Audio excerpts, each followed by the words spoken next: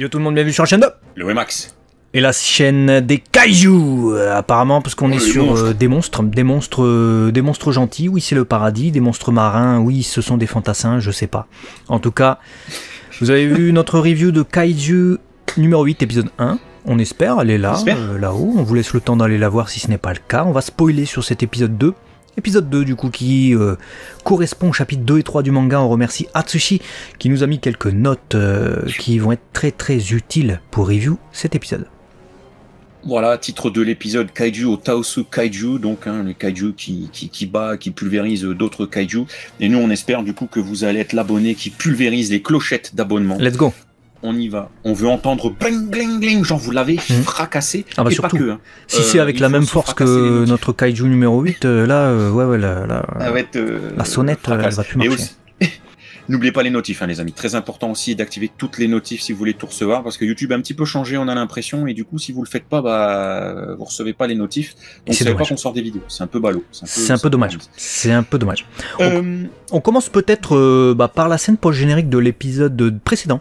Alors c'est un peu bizarre de commencer par un truc qui appartient à l'épisode précédent, mais en fait comme je vous l'ai dit en introduction, cet épisode concentre normalement le contenu des chapitres 2 et 3 du manga, mais la scène post-générique dans laquelle on voit Mina et son tigre blanc, normalement appartient au chapitre 2, mais on la voyait déjà dans l'épisode précédent, donc du coup nul besoin de l'adapter dans cet épisode. Ouais, du coup, ceci étant dit, on va débuter par le début, puisque bon, au début, voilà, il nous récap comment il s'est transformé, tout ça. Et on débute par un opening. C'était quoi cet opening? Bah écoute, j'attendais de voir, parce qu'il y a notre cher Yo qui nous a envoyé un MP, et il dit ouais, j'ai vu l'épisode et tout, j'ai pas aimé l'opening. Donc je m'attendais à un opening bof, je vois que ça débute avec un gros, je sais pas, un truc bizarre en CGI et tout, je fais, qu'est-ce que c'est cet opening, j'espère qu'il est bien, j'espère qu'il pue pas la merde. J'ai kiffé mon gars. La chanson, frère, elle tue sa mère. La chanson, elle tue. La chanson, elle tue sa mère. Je te paraphrase. Elle tue. Je suis totalement d'accord avec toi, elle tue sa mère. L'opening, il y en a qui aimeront pas cette direction artistique très CGI-esque, ouais, beaucoup de CGI, mais avec une fluidité à faire tuer et pâlir les animateurs 3D. J'ai adoré. Moi, j'ai vu cet opening, j'étais scotché comme ça, hyper immersif. C'est un peu kaléidoscope, tu vois, très psychédélique, limite une musique abyssale. C'est exactement ce que j'ai dit à Yo, c'est psychédélique. Ah bah tu vois, j'ai même pas vu ce que tu as dit. Et abyssal, ça tombe bien parce que ça s'appelle Abyss l'opening. Ouais, et ben tout colle en fait. Et tu vois, il y a cette profondeur monstrueuse, on vient chercher les tripes du monstrueux, et j'ai l'impression vraiment que le message de cet opening, c'est qu'on part, tu vois, de la cellule, et que tout ce qui se constitue arrive à créer un monstre, etc. J'ai adoré. Un des meilleurs openings pour moi de cette saison et des anciennes saisons. Ah, je peux pas le couper. Ouais, non, voilà, musicalement, il tue. En termes de message, il tue. Bon, il y a guère que la CGI, tu t'y fais pas, ça c'est à toi de choisir. Heureusement, elle n'a pas été trop présente dans l'épisode, à part à un moment, à la fin, bon, je le dis maintenant, mais c'est quand ils arrivent, lui, il arrive pour l'examen, l'examen numéro 2, vu qu'il a passé le truc du numéro 1. Et t'as même des gars, des randoms qui passent, comme ça, ils marchent, ils sont en CGI. Je me suis dit que t'as besoin de les faire en CGI, tu vois. Mais à part ça, la CGI, ça allait dans cet épisode. Je l'ai pas trouvée omniprésente. Donc, bah, on va prendre l'opening comme il est. L'ending Nobody de One Republic est vraiment cool aussi. On l'avait sur l'épisode 1. Elle est bien, la chanson aussi. Non, franchement, musicalement, hein, opening, ending, tu commences, tu débutes, t'es dedans. Donc vraiment, sur ça, c'est un super taf qu'ils ont fait pour, du coup, Kaiju Hachigo, Kaiju numéro 8. Et frère, il y a un truc auquel... Alors, c'est pas que je m'y attendais pas, c'est que quand ils nous ont fait un teasing, nous, on n'a pas lu le manga, donc normalement, si vous avez vu la première review, vous le savez. Je m'attendais vraiment à rentrer dans quelque chose d'assez monstrueux, d'assez classe, etc. Avoir un petit peu de cassos à la shonen, y a pas de souci, ça fait partie du shonen. Mais à ce point-là, au point il m'a fait pleurer de rire, je m'y attendais pas. Pas ce degré-là, en fait. Ah, moi j'ai adoré, moi. Son humour m'a tué. Ouais, mais l'humour est inattendu, en fait. Ça me fait penser beaucoup à Bleach, en fait. Bleach, au tout début, t'as des passages de cassosserie comme ça où Ichigo, tu vois, il est en mode sérieux, il est en mode Shinigami, normalement il doit aller trancher du holo et tout ça. Et puis t'as des passages de cassos aberrants comme ça où il fait le con avec Lukia ou avec Kon, etc. Ça m'a beaucoup fait penser à ça, de l'humour de situation, en fait. Totalement inattendu par rapport à la scène, en fait, qui doit arriver. Ouais, mais c'est exactement ça, de situation, parce que quand on était resté sur le Yeuf qui déjà nous avait tué 103 ans. Où là, 103 ans. le vieux il commençait à faire 103 ans dans les news, on voit le gars. Ouais, 103 ans. 103 ans. Et du coup, Kafka, il a peur. Donc lui-même, il fait genre, mais c'est toi, monstre, frère, qu'est-ce que tu fais, tu vois. Et l'autre, il veut aller voir le Yeuf, genre, papy, non, pose sa main sur le mur. Bah, il explose. Mais c'est ça. Avec une animation. De l'hôpital jusqu'à ce que il y ait le deuxième kaiju qui apparaisse et qui ravage tout, c'est que de la cassosserie. Il se transforme, il est incontrôlable, il mange un corbeau, qu'est-ce qu'il fait, le gars? C'est n'importe, il pisse par les tétons et tout, mais alors lui... Ah ouais, putain, oui, il pisse par les tétons, j'avais oublié ça, putain. Et quand il ouvre la fenêtre, genre, ouais, je vais ouvrir la fenêtre, on va passer par la fenêtre. Il a saccagé la fenêtre. Il a savaté le mur, il n'y a plus rien. Non, vraiment, moi, en tout cas, je trouve que c'est bienvenu d'avoir cette part d'humour. Comment je peux te dire? Ça me fait penser à l'attache rapide que j'ai eue pour Sun Laku de Shangri-La. Tu vois, un truc assez hypant, héroïque, et en même temps c'est un cassos, et du coup tu t'attaches au personnage, tu vois. T'as un capital sympathie. Et ben là, c'est pareil. J'ai un capital sympathie dès les premiers épisodes pour pour Kefka, quoi, tu vois. Et ça, c'est ce qu'il fallait faire. Donc c'est top. Ouais, et puis le duo fonctionne bien avec Ichikawa. Il aurait pu ne pas fonctionner, mais finalement, ça fait un bon alliage, j'ai envie de dire.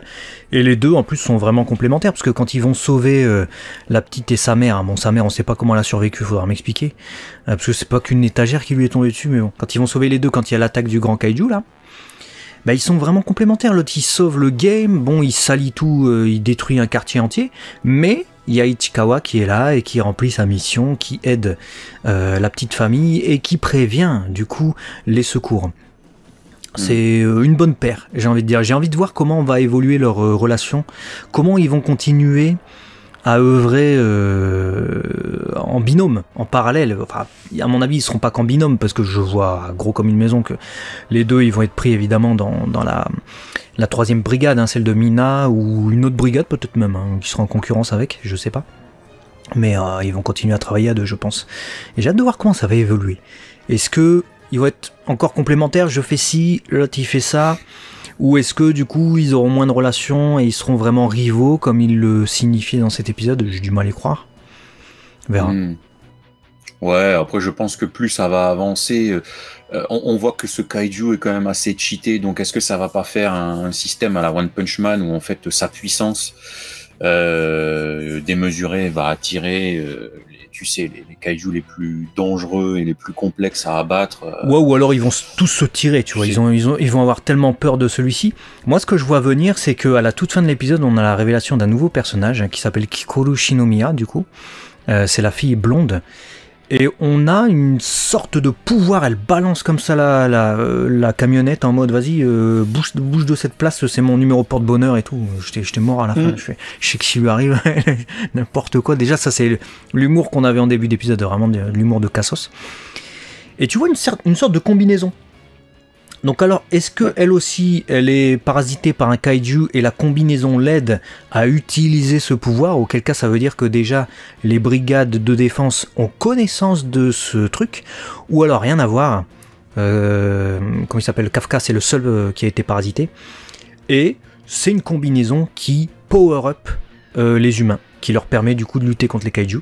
Auquel cas, bah, déjà, ça va être intéressant de voir Ichikawa qui va certainement avoir une combinaison comme ça aussi. Hein. Ouais. Ouais, je suis totalement d'accord avec toi, c'est bien, il y a vraiment beaucoup d'interrogations, tu vois, on voit pas, même avec ce deuxième épisode, se dessiner un scénar 100% obvious, tu vois. Ouais. On a des idées, c'est pas le souci, hein. Bon, on peut supputer, on l'avait d'ailleurs fait lors de la dernière review, tu vois, on peut se dire que Ichikawa va devenir un autre kaiju, parce que comme par hasard, on a l'impression qu'il a été choisi, du coup, même par ce ver de terre à la forme de tub, là, je sais pas quoi. Je l'ai trouvé, voilà. Donc rien ne nous dit pas qu'à un moment donné, il y a kaiju numéro 9, 10, 3, 4, 5, je sais pas, enfin bref, qui fera de Ichikawa quelqu'un de kaijuesque, j'en sais rien. Mais c'est vrai que ça peut partir dans tous les sens. Avec cette fin, comme tu l'as dit, avec Kikoru Shinomiya, ça ouvre le champ des possibles qu'on n'avait pas avec le premier épisode. Et donc, ouais, d'ailleurs, j'ai été intéressé de voir qu'il y avait d'autres personnages potentiels, parce que je m'attendais pas à ce que ce soit maintenant le concours pour Kafka et que ce soit une sorte d'arc, tu vois. Alors que c'est très classique. J'aurais pu m'y attendre dès l'épisode 1, tu vois. Mais vu qu'on partait sur autre chose à la fin de l'épisode 1, je me suis dit, il va devoir soit échapper, soit il va rejoindre la brigade comme ça tout de suite, parce que je dirais qu'il est trop fort. Non, il la joue vraiment, je me terre, je me cache, on ne saura pas que je suis parasité, et je vais faire le concours style de rien. Et du coup, c'est un peu un arc tournoi, vous savez, dans les shonen manga classiques. Donc, moi, c'est comme ça que je le vois pour l'instant. Une concurrence avec d'autres personnages et tout. Et on va découvrir directement, en fait, les autres personnages qui vont accompagner le kaiju numéro 8, Mina et tout ça. Donc, ça va être intéressant de voir ça dans les autres épisodes. D'ailleurs, petite note de Atsushi, c'est Farouz Ai qui double Kikoru Shinomiya, c'est la voix de Power dans Chainsaw Man. Donc, une voix plutôt sympathique.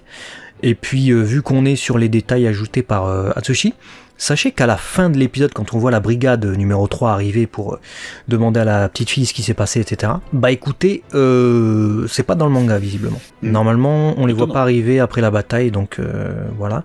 Et puis, une fois de plus, l'adaptation animée, visiblement, aurait décidé de diminuer la symbolique des kaiju correspondante aux catastrophes naturelles, ce qui est quelque chose qu'on voit effectivement pas mal dans le cinéma japonais, Godzilla, tout ça. Donc là, a priori, il faudrait attendre l'adaptation du contenu du chapitre 8, voilà, pour en savoir plus. On remercie évidemment Atsushi pour ses notes complémentaires. C'est bien, ça nous donne une vision un peu plus précise de ce qu'on a eu, de ce qu'on va avoir. Merci Atsushi en tout cas pour ça, on espère que vous aussi ça vous aura guidé un petit peu.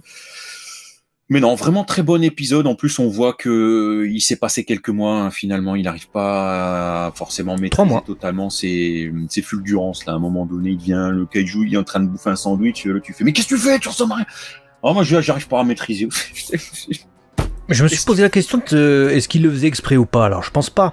Mais au bout de 3 mois, tu vois, mais il aurait pu lui arracher la jambe. Tu sais, quand il le retient par la jambe et tout. Donc, peut-être qu'il contrôle un peu mieux sa force quand même. Et le fait que, comme par hasard, il arrive à l'examen 10 jours encore après. Donc, 3 mois et 10 jours, si j'ai bien calculé. Là, non, il est en humain normal, tu vois.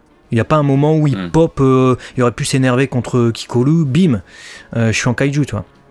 Donc soit ça va survenir à un moment inopiné et ils vont tous le griller, soit il va réussir totalement à se cacher, à se masquer, auquel cas ça voudra dire que là, cette fois, il maîtrise totalement son switch. Ouais, mais je pense que, comme tu dis, hein, peut-être un moment d'énervement ou un moment de colère, genre s'il est en finale, si, comme tu dis, c'est un tournoi, et là, d'un coup, il lâche tout, et puis tout le monde est surpris. Mais c'est quoi cette puissance? Et puis il est tellement cassos. Oh, non, en fait, je suis un gentil. Genre, il l'a envoyé valser son truc et tout, et puis ils se disent, bah, ça peut être un atout, en fait, sauf s'ils connaissent déjà, et auquel cas ils disent, putain, lui aussi, il a eu, comme tu disais tout à l'heure. Bah, vu que, tu sais, il est à visage découvert, Mina, elle va le voir. Donc peut-être que même s'il se transforme en kaiju, Mina elle va se dire ah bah non mais Kafka que t'arrive-t-il? Elle sait que c'est Kafka donc je pense encore que Mina elle va agir en sa faveur. C'est possible. En tout cas Kikoru Shinomiya elle sent le kaiju, elle sent qu'il tue le kaiju. Elle l'a flairé ouais. Intéressant ça aussi de... Non, franchement, un bon épisode qui nous surprend, qui nous a fait rire, qui nous met de la hype, parce qu'on a eu quand même des belles petites scènes d'action, et qui me rend toujours aussi curieux de voir la suite. Donc, pour moi, c'était très positif en tout cas.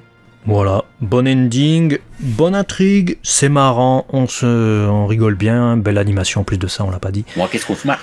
Dites-nous ce que vous avez pensé de cet épisode dans les commentaires, on se retrouve très vite sur la chaîne 2. Léo et Max, on fait des bisous, abonnez-vous. À la prochaine. Ciao.